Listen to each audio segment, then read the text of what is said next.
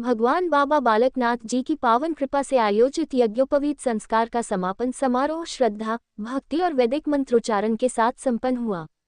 समारोह में श्रद्धालुओं ने बड़ी संख्या में भाग लेकर धार्मिक परंपराओं का पालन किया और नवदीक्षित बालकों को आशीर्वाद प्रदान किया। पूरे कार्यक्रम के दौरान हवन यज्ञ, पूजा अर्चना एवं भजन कीर्तन का आयोजन किया गया, जिससे वातावरण भक्तिमय बना रहा। विद्वान आचार्यों ने यज्ञोपवीत संस्कार के आध्यात्मिक एवं सांस्कृतिक महत्व पर प्रकाश डालते हुए इसे सनातन परंपरा का महत्वपूर्ण संस्कार बताया। समापन अवसर पर प्रसाद वितरण किया गया तथा सभी श्रद्धालुओं ने समाज में धर्म, संस्कार और सदाचार के संदेश को आगे बढ़ाने का संकल्प लिया। बैठ जाओ जी सारे, एक बार बैठ जाओ।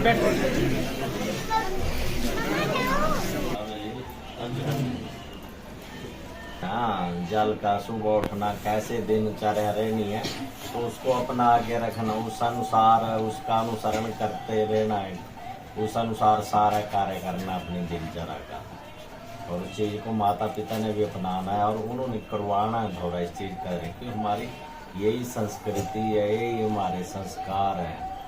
इन संस्कारों को हम अपना के रखेंगे तो आपके जीवन की वैसे कुछ बाधाएं जो होती हैं, अब देखो जैसे कर्ण भेद है, मुंडन, इनका महत्व है। हम अपने जीवन में अपने बालों को खासकर महत्व सबसे ज्यादा देते हैं, तो उसको हमने समर्पित कर दिया है अपने देवता को। या हमारा मुंडन संस्कार हुआ, बाबा जी को कराए। अब आपके जो कुल देवी देवता हैं वहाँ पर माता पिता ने जाके, क्योंकि बचपन में भी करते हैं, वो तो परंपरा है, लेकिन उसको इस आयु में फिर से टीका कराना, तो इससे भी कई रोगों दोषों का नाश होता है। जैसे कर्ण भेद कानों में सिद्ध गए, तो इससे भी हमारे स्मरण शक्ति और इनका महत्व है, कुछ न कुछ ज्ञान प्राप्ति के लिए इन चीजों का, हमारे संस्कारों का महत्व है। तो वो चीजें करने से जो है हमें एक अलग से ऊर्जा मिलती है।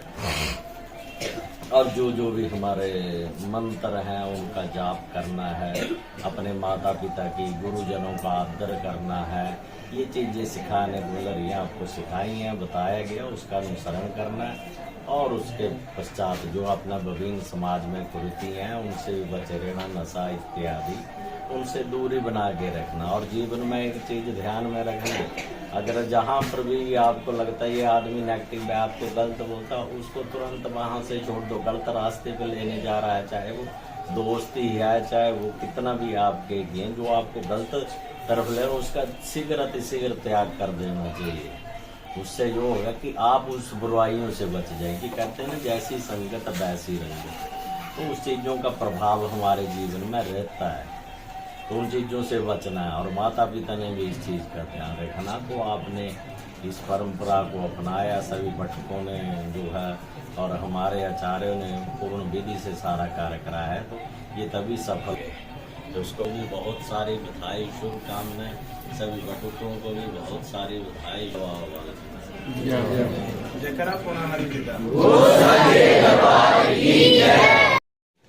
ये जो यज्ञ संस्कार का कार्यक्रम है, अब इसका ये अंतिम चरण है।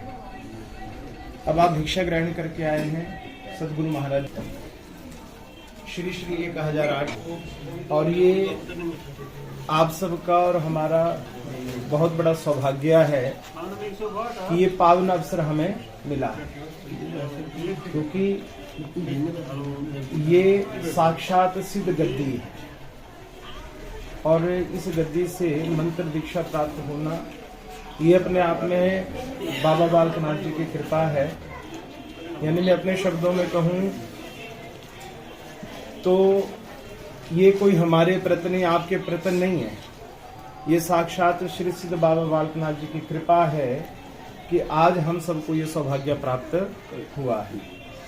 तो जैसे गुरु महाराज आएंगे तो आचार्य जी बारी बारी सब आपको बताते रहेंगे, एक एक बटुक उठ करके जाएंगे।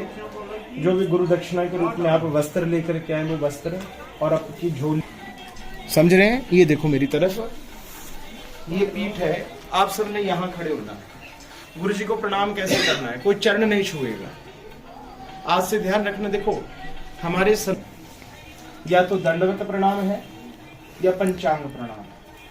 दंडवत प्रणाम कहते हैं पूरी तरह से लेट करके जो प्रणाम किया जाए। पुरुषों को कभी भी गुरु महाराज जी के लिए, संतों के लिए और देवता के लिए स्पर्श की अपेक्षा दंडवत प्रणाम करना चाहिए। कैसे, कौन सा प्रणाम करना चाहिए? और देखो प्रणाम कैसे होता है, ये स्थान पे यहाँ से ऐसे,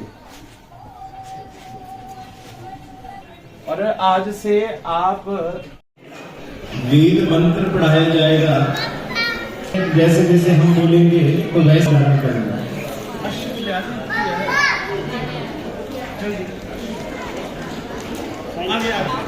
बैठ जाएं सभी अपने आसन पर और दोनों हाथ आगे करें ऐसे,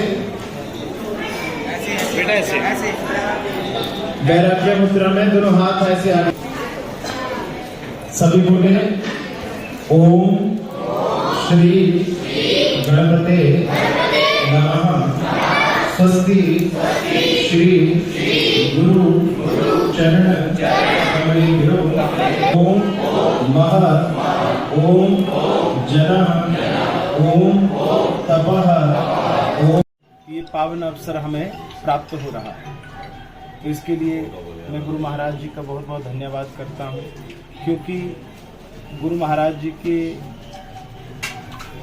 आशीर्वाद और सहयोग के बिना ऐसा कार्य आयोजित करना संभव ही नहीं। ये तो गुरु महाराज जी की कृपा है कि जो संस्कार हमारा लुप्त हो रहा है, आज इनके आशीर्वाद से उस संस्कार का पुनरुत्थान हो रहा है।